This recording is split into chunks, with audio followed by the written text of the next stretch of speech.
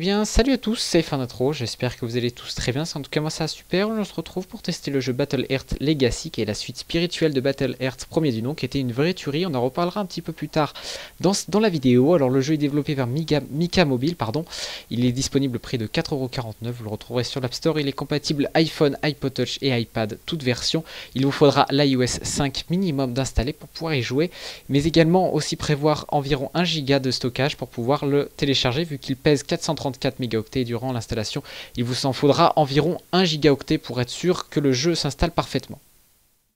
Voilà, donc là je suis dans le menu du jeu, ou plutôt sur la carte du jeu, vu que je suis déjà rentré dans ma partie où mon personnage est situé ici. Alors comme dans tous les RPG qui se respectent, on a l'équipement, les skills, alors les atouts, si je puis dire comme ça. Donc là par exemple j'ai choisi moi-même Sneak Attack, j'ai aussi Power Attack, alors là on y reviendra un petit peu plus tard là-dessus. Alors première chose déjà qui choque quand on a déjà joué à Battle Earth normal, hein, le tout premier qui est sorti, je vous le rappelle, qui était quand même qui était adulé par la critique.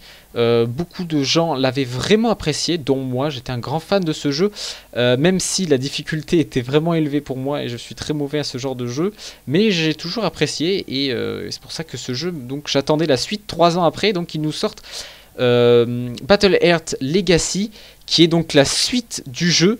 Et donc voilà, donc là que je vous montre ici, c'est une refonte totale du gameplay. Mais alors quand je dis totale, c'est vraiment limite, ils sont partis vraiment à zéro, hein. Il y a juste la patte graphique qui est toujours présente, mais sinon ce n'est plus des hordes d'ennemis à affronter avec un boss final à la fin. Vous allez voir que maintenant il faudra parler avec tous les PNJ qu'il y a dans la carte, qui est vraiment très grande, hein, comme je vous ai montré.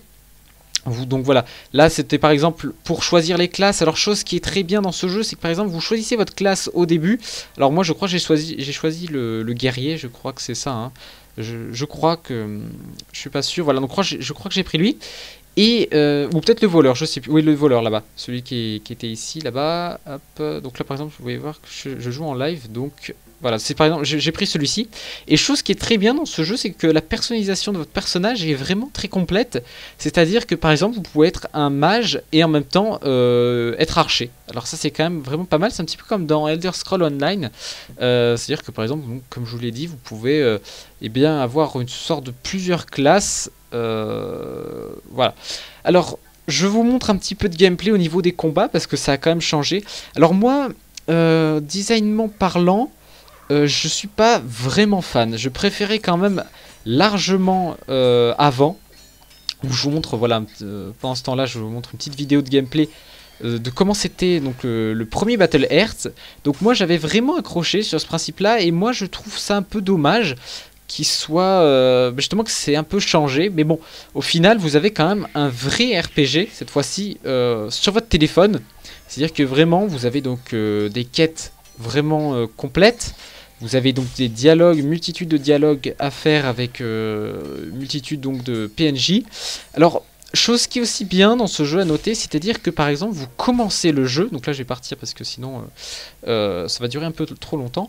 Chose qui est bien, comme je vous le disais, c'est que dans ce jeu, vous commencez par un tutoriel au tout début, et puis ensuite vous allez donc être lâché un petit peu, comme je dis, dans la forêt par exemple, hein, et vous devez devoir vous débrouiller.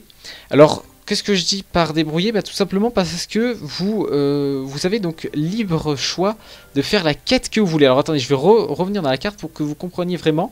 Alors voilà, donc à la base je suis parti de cette petite ville. On m'a dit d'aller donc à cette plus grande ville pour avoir ma classe et autres. Et à partir de là, je fais ce que je veux. C'est-à-dire que par exemple, je peux aller ici, qui est un endroit qui est pour level 3. Donc il me dit attention, ça risque d'être difficile, hein, mais je peux quand même y accéder. Si je veux faire une quête level 29, je peux le faire, tout en étant level 2, mais ça risque d'être assez difficile. Alors c'est vraiment, je vais prendre l'exemple, comme je vous disais, de Skyrim, mais c'est vraiment un peu la même chose. C'est-à-dire que par exemple, dans Skyrim, vous pouvez très bien faire des quêtes qui ne sont pas à votre niveau, ou même Borderlands, hein, pour le citer. Mais vous pouvez donc les réaliser, mais vous allez quand même vous faire un petit peu déchirer, mais c'est toujours possible. Alors chose qui est quand même assez désagréable dans ce jeu, c'est que les dialogues sont entièrement en anglais, Et le jeu possède des dialogues, mais alors c'est très lent, assez lourd en fait. Ils sont vraiment... voilà, regardez, ça n'en finit pas en fait. C'est pas juste des petits dialogues qui va vous dire, voilà, le mec va carrément vous raconter sa vie. C'est vraiment assez problématique. Donc voilà, donc là j'essaie de vous faire vraiment un aperçu rapide du jeu, hein. Je vais pas vous montrer tous les trucs parce que ça serait trop long.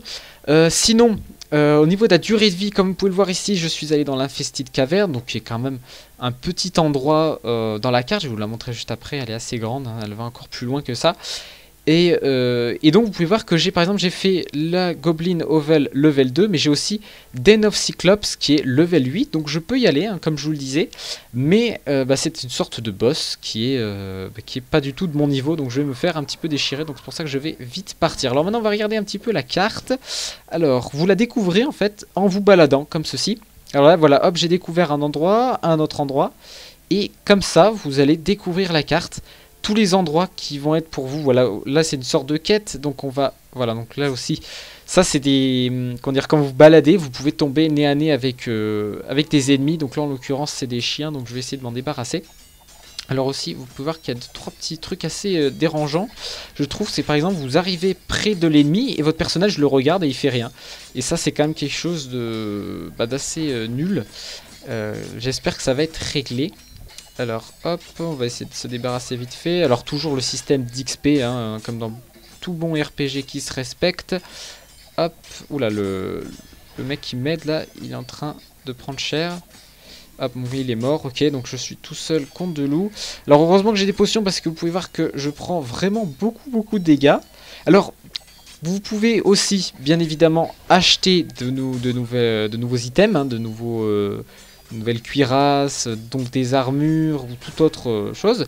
Alors là je viens de monter en niveau, donc j'ai 3 points que je peux dépenser où je veux. Alors c'est à dire que par exemple je peux en placer dans mes skills, donc dans mes attaques spéciales, voilà, dans la vie de mon personnage, dans la dextérité, le charisme, vous avez vraiment beaucoup de choses. Alors moi personnellement je vais mettre tout dans skill et je fais ok. Bon, c'est un petit peu mal joué mais c'est pas grave. Hop, on va sortir tout simplement d'ici. Ah non d'accord, ok, faut que je continue en fait vu que je suis tombé avec les ennemis comme ça. Qu'est-ce que je vous disais d'autre? Je crois que c'est tout, hein. J'ai un petit peu fait le tour du jeu. Qu'est-ce qu'on peut dire? Ah oui, donc regardez un petit peu la carte comme elle est. Donc vous pouvez voir que j'ai quand même, il y a quand même de la durée de vie. Ce jeu donc est quand même vraiment complet et vous avez vraiment comment dire, un jeu vraiment RPG sur votre téléphone, dans votre poche, qui est quand même vraiment bien, avec bien sûr, vous pouvez ouvrir des coffres comme ceci. Hop, donc là on va essayer de l'ouvrir. Hop, parfait. Alors je vais vous montrer maintenant si j'arrive à quitter et à revenir dans le menu. Je sais plus comment on fait, donc je crois qu'il fait que je quitte le jeu. On se retrouve tout de suite.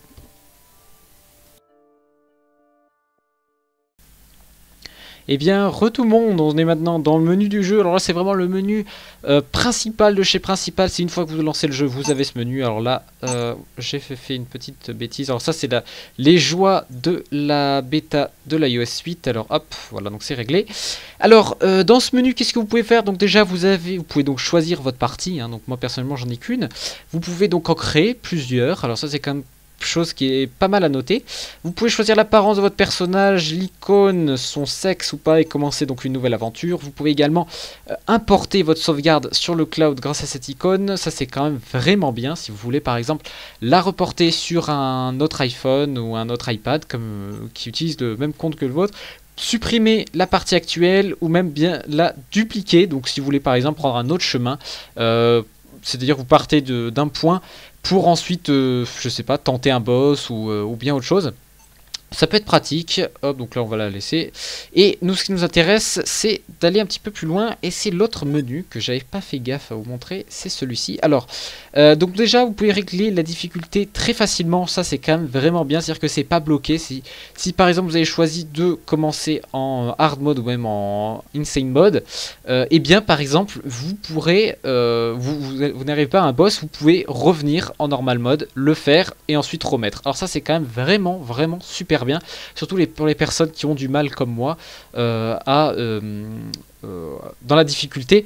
Vous pouvez donc régler, par exemple, vous mettre en casual mode qui est vraiment archi cheaté, c'est-à-dire que votre vie carrément, c'est un truc de ouf, hein, vous avez plein de vie, et surtout les potions sont illimitées, alors autant vous dire, vous avez juste à spammer et ça passe nickel. Vous pouvez donc régler le volume des sons, le volume de la musique également, auto-targeting, alors c'est le truc pour attaquer automatiquement les ennemis, auto-movement c'est pour aller directement vers les ennemis, donc vous aurez bien compris que si vous activez les deux, vous allez automatiquement vers l'ennemi et ensuite vous le tapez directement. Damage number, alors ça, pour les gens qui ne connaissent pas trop les RPG, c'est les points de dégâts qui s'affichent. Alors par exemple, vous avez Borderlands 2 où quand vous tirez avec un pistolet, vous allez voir les points de dégâts que vous avez fait sur cet ennemi. Donc c'est la même chose dans ce jeu.